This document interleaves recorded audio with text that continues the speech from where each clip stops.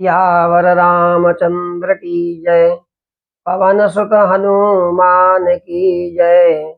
उमापति महादेव नमः। पार्वती पतये हर हर महादेव हर।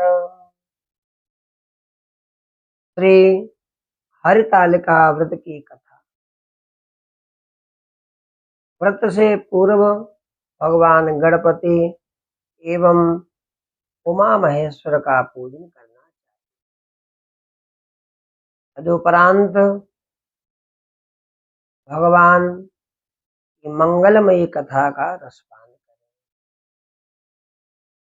गुरुर्ब्रह्मा गुरुर्विष्णु गुरुर्देवो महेश्वरः गुरुः साक्षात् परब्रह्म तस्मै श्री गुरवे नमः। मंदारमाला कुलितालकायै कपालमालाङ्कितशेखराय दिव्याम्बरायै च दिगम्बराय नमः शिवायै च नमः शिवाय। कैलासशिखरे रम्ये गौरी प्रक्षति शङ्करम् गृहाद्गृहतरं गुह्यं कथयस्व महेश्वर।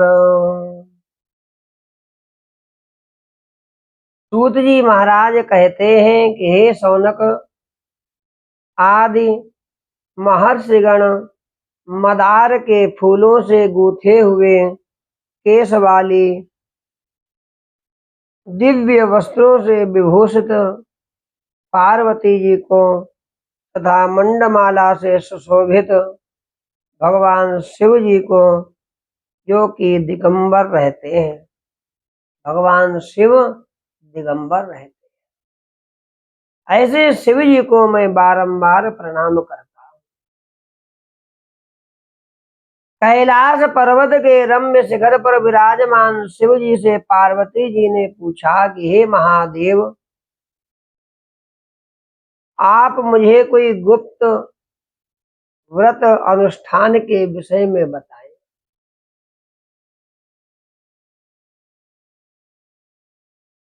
जिसमें अल्प परिश्रम से ही करने योग्य अत्यंत फलदायिनी कथा का भी समावेश हो। यदि आप मुझ पर प्रसन्न हैं तो उसे बताने की कृपा करें। हे प्रभु, मैंने पूर्व जन्म में ऐसा कौन सा तप किया जिसके फलस्वरूप आप जैसे पति रूप में त्रैलोक के अधीश्वर अनादि अनंत रूप वाले भगवान स्वयं हमको प्राप्त हुए। शिव जी ने कहा कि हे देव, अब मैं तुमसे उत्तम व्रत का कथन करता हूँ, क्योंकि तुम मेरी प्रेयसी हो, अतः मैं तुमसे इस गुप्त व्रत को बतलाता हूँ। ताराओं में चंद्रमा, ग्रहों में सूर्य, वर्णों में ब्राह्मण, देवों में विष्णु, नदियों में गंगा, वेदों में सामवेद, इंद्रियों में मन श्रेष्ठ है, उसी प्रकार पुराणों एवं वेदों का सर्वस्व उसी प्राचीन व्रत का मैं तुमसे कथन करता हूँ। सावधानी पूर्वक आप श्रवण करें। पूर्व काल में जिस व्रत को तुमने किया था उसी के प्रभाव से तुमने मेरी पत्नी का स्थान प्राप्त किया। भाद्रपद मास के शुक्ल पक्ष हस्त नक्षत्र से युक्त तृतीया तिथि के दिन इस व्रत का अनुष्ठान करने से त्रिविध पाप, दैहिक, दैविक, भौतिक, त्रिविध पाप ताप से स्त्रियां जो हैं मुक्त हो जाती। हे देवी, पूर्व काल में इस महाव्रत को तुमने हिमालय पर्वत पर किया था। पार्वती जी ने कहा कि हे नाथ, मैंने इस उत्तम व्रत को किस प्रकार किया था, उन सभी वृतांत को मैं आपके मुखारविंद से श्रवण करना चाहती हूँ। तब भगवान शिव बोले, पार्वती, मैं श्रेष्ठ हिमालय नामक एक पर्वत है। भगवान शिव कहते हैं कि हे पार्वती, हिमालय नामक एक पर्वत है जो अनेक प्रकार की भूमि विविध वृक्षों से परिव्याप्त है। हे पार्वती, तुमने अपनी बाल्यावस्था में जिस प्रकार की तपस्या की, कठोर तपस्या की, उसको अब श्रवण करो। हे देवी, तुमने 12 वर्षों तक औंधी रहकर तपस्या की। तुमने माघ के महीने में कंठ तक जल में निवास कर, वैशाख मास में पंचाग्नि सेवन कर, श्रावण मास में घर से बाहर वर्षा में भीग कर मेरी तपस्या निराहार रहकर की। तुम्हारे इस उग्र तप को देखकर तुम्हारे पिता हिमवान बहुत ही दुखित एवं चिंतित हुए। वे तुम्हारे विवाह के विषय में चिंतातुर हो गए कि ऐसी तपस्विनी कन्या को कहां से पति प्राप्त होगा। इस तपस्विनी कन्या के लिए वर मैं कहां से लाऊंगा, कहां मिलेगा।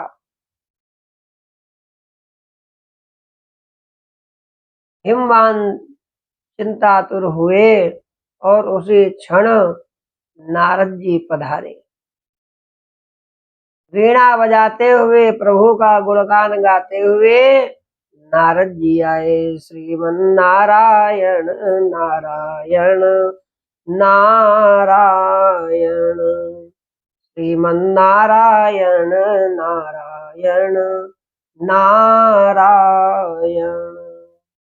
नारद जी जैसे ही पधारे, तुम्हारे पिता ने उनका पूजन किया, आद्य अर्घ आचमन उनको प्रदान किया, सुंदर मलियागिरी चंदन लगाया उनके माथे पर, बैठने के लिए स्थान दिया और हिमवान ने कहा कि हे मुनि प्रवर, आप अपने आने का कारण बतलाइए, क्योंकि परम सौभाग्य से ही आप जैसे महानुभावों का आगमन होता है। आज हमारा जीवन धन्य हो गया है। उत्तर में नारद मुनि ने कहा कि हे पर्वतराज, आप मेरे आने का कारण जानना चाहते हैं तो सुनिए। मुझे भगवान विष्णु ने आपके पास संदेश वाहक के रूप में भेजा है और कहा है कि आप अपने इस कन्या रत्न को किसी योग्य पुरुष के ही हाथ में अर्पित करें। संपूर्ण देवों में वासुदेव से बढ़कर अन्य कोई देव नहीं है, इसलिए मेरी भी यही राय है कि आप अपनी कन्या भगवान विष्णु को सौंप कर जगत में यशस्वी बने।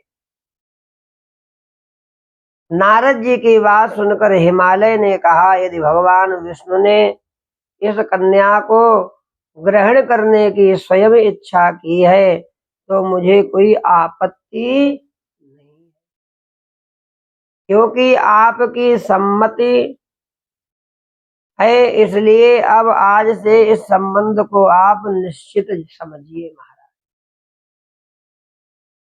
हिमवान द्वारा इस प्रकार का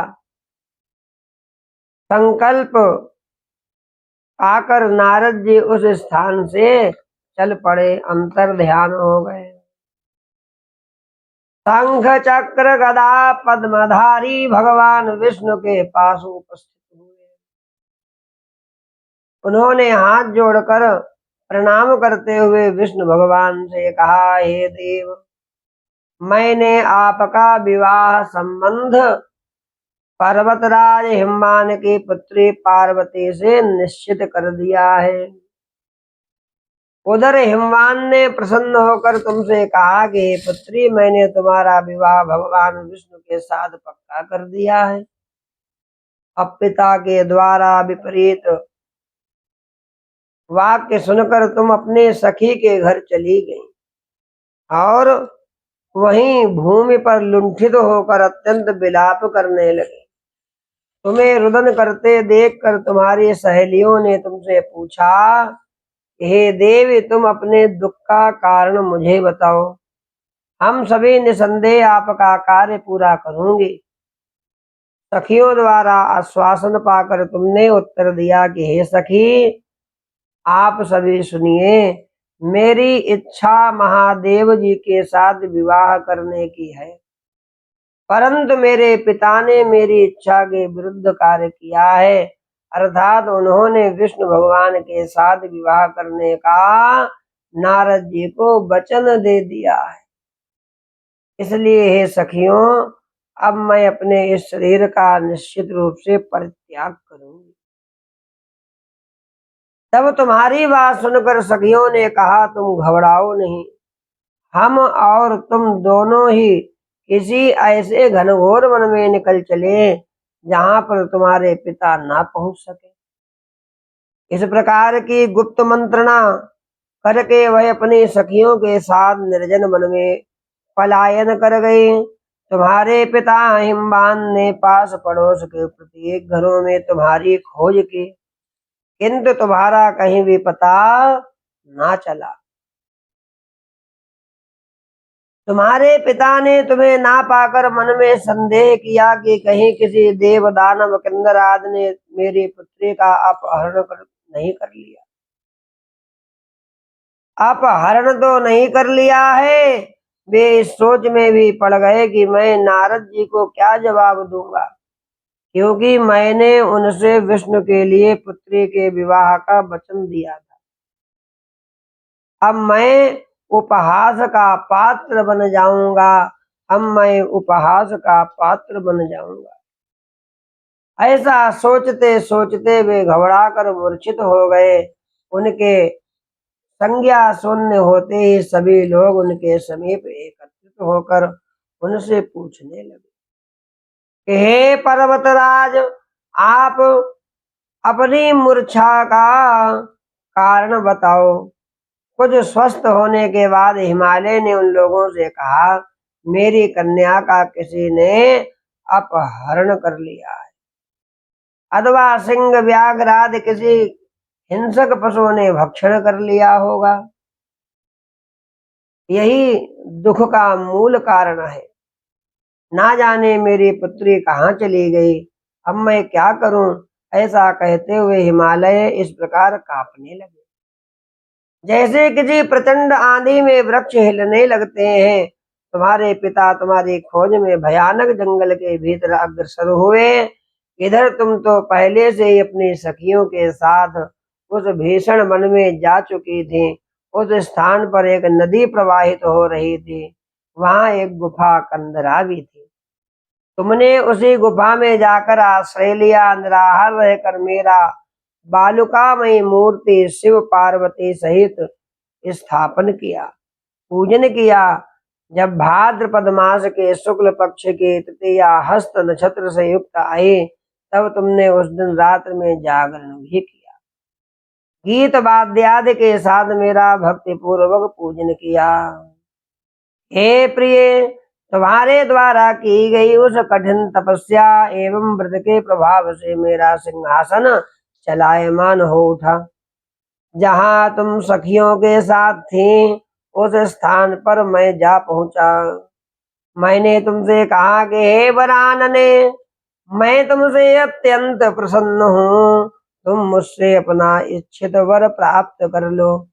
तब उत्तर में तुमने कहा कि हे महादेव, यदि आप मुझ पर प्रसन्न हैं तो आप मुझे पति के रूप में प्राप्त हो जाए।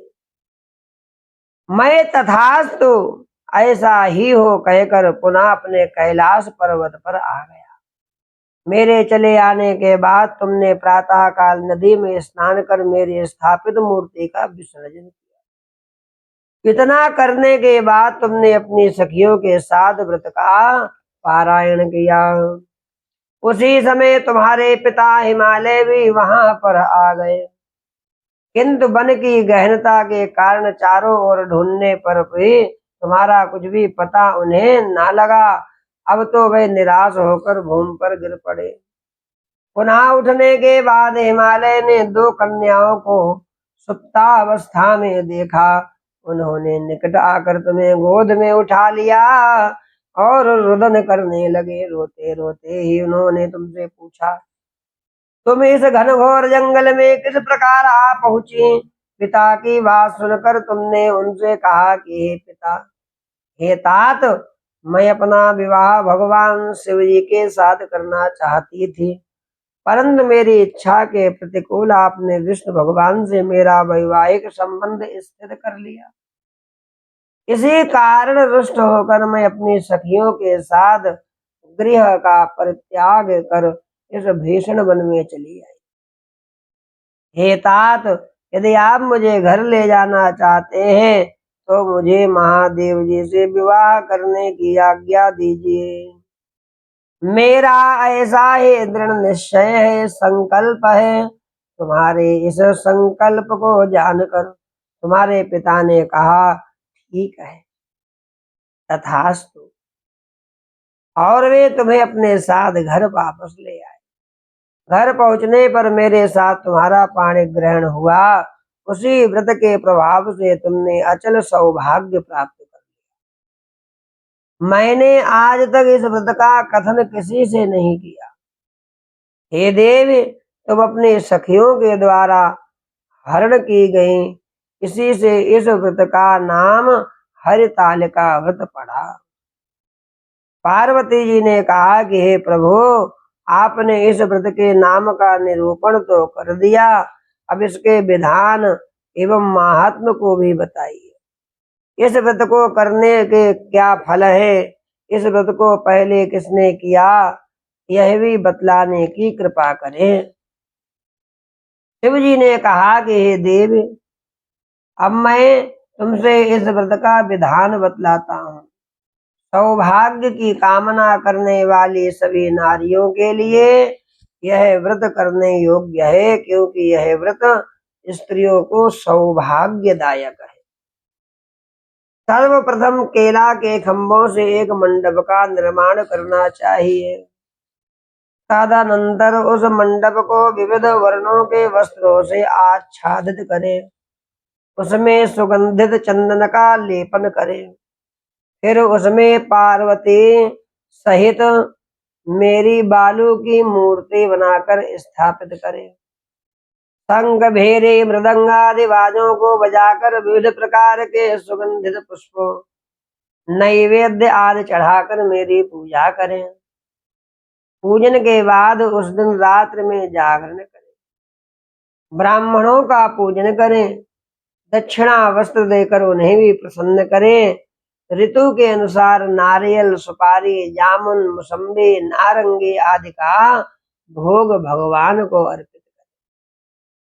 5 मुख वाले शांति स्वरूप त्रिशूलधारी शिव को मेरा नमस्कार है, ऐसा कहकर नमन करें भगवान शिव को। नंदी, भृंगी, महाकाल आदि गणों से युक्त शिव को मेरा नमस्कार है। सृष्टि स्वरूपणी प्रकृति रूप शिव की कांता पार्वती को मेरा नमस्कार है। हे सर्व मंगल प्रदायनी जगन्मय शिव रूप कल्याणदायके शिव रूपे, हे शिवे शिव स्वरूपा तेरे सदा शिवा के निमित्त ब्रह्मचारिणी स्वरूप जगत धात्री के लिए मेरा बारंबार प्रणाम है। हे सिंहवाहिनी, आप भवताप से मेरा त्राण करें। हे माहेश्वरी, आप मेरी संपूर्ण इच्छाएं पूर्ण करें। हे मातेश्वरी, मुझे राज्य सौभाग्य संपत्ति प्रदान करें।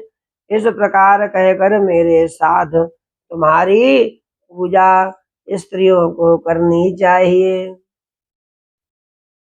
विधिवत कथा श्रवण करने के पश्चात सामर्थ्य के अनुसार ब्राह्मण को अन्न, वस्त्र एवं धन प्रदान करना चाहिए।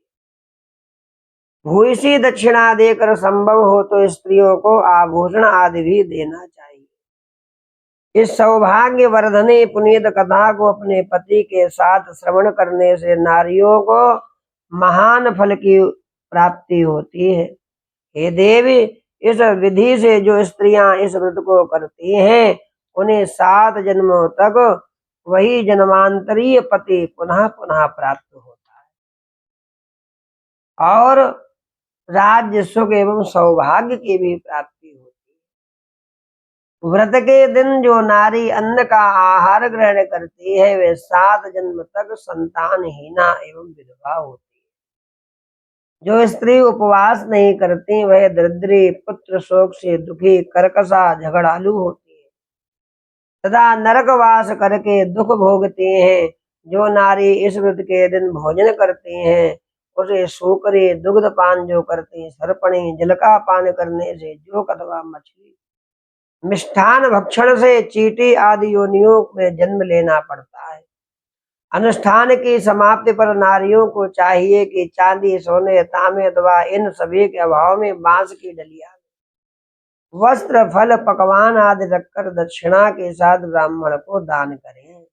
अंत में दूसरे दिन व्रत का पारायण करें। जो नारियां इस विधि से व्रत का अनुष्ठान करती हैं वे तुम्हारे समान अनुकूल पति को प्राप्त कर इस लोक में सभी सुखों का उपभोग करती हुई अंत में सायुज्य मुक्ति प्राप्त करती है। इस कथा के श्रवण कर लेने से स्त्रियां हजारों अश्वमेघ यज्ञ एवं सैकड़ों वाजपेयी यज्ञ के फल को प्राप्त करती हैं।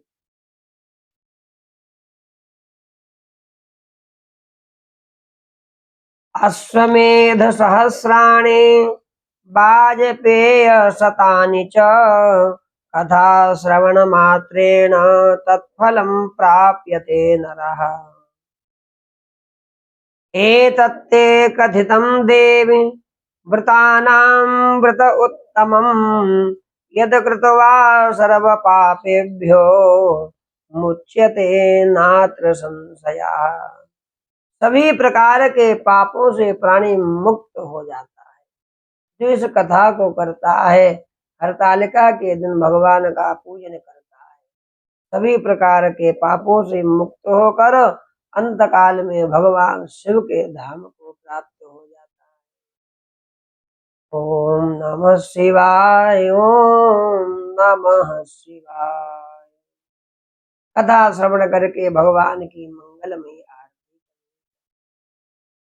कर्पूर गौरम करुणावतारम संसार सारम भुजगेंद्र हारम सदा वसंतम हृदयारविंदे भवं भवानी सहितं नमामि, भवं भवानी सहितं नमामि। त्वमेव माता च पिता त्वमेव, त्वमेव बन्धो च सखा त्वमेव, त्वमेव विद्या द्रविणं त्वमेव, त्वमेव सर्वं मम देव देव, त्वमेव सर्वं मम देव देव। बोलिए उमा महेश्वर भगवान की जय। हरितालिका व्रत महोत्सव की जय। नमः पार्वती पतये हर हर महादेव हर।